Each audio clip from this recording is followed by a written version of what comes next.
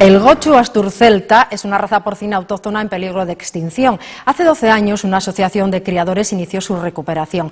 Ayer marcaban en grado el ejemplar número 5000. Lo han llamado Argentina y cuando esté criado el dinero de su venta lo donarán a la Residencia Tinetense de Buenos Aires. Son los últimos ejemplares de gochu asturcelta que acaban de nacer en el Principado, un animal que está incluido en el catálogo oficial de razas de España. Es el cerdo que siempre hubo en Asturias porque se adaptaba perfectamente a la orografía y clima, pero comenzó a estar en peligro de extinción cuando fue sustituido por otras razas más comerciales que necesitaban menos meses de cría. Desde 2002, una asociación de criadores trabaja por su recuperación. Han logrado reintroducirlo en todos los concejos y ayer marcaban el ejemplar número 5000.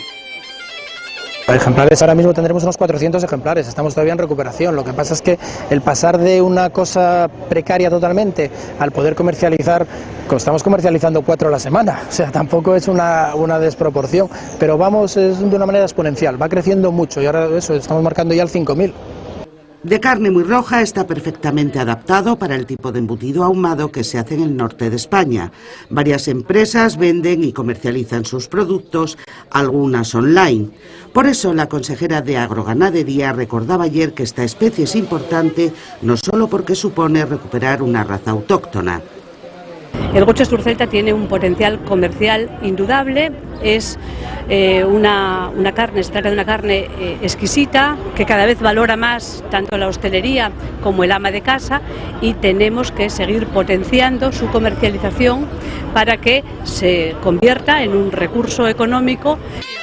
Se alimenta de todo lo que encuentra por el campo, donde permanece gran parte del año, porque a esta especie no parece gustarle demasiado estar encerrada.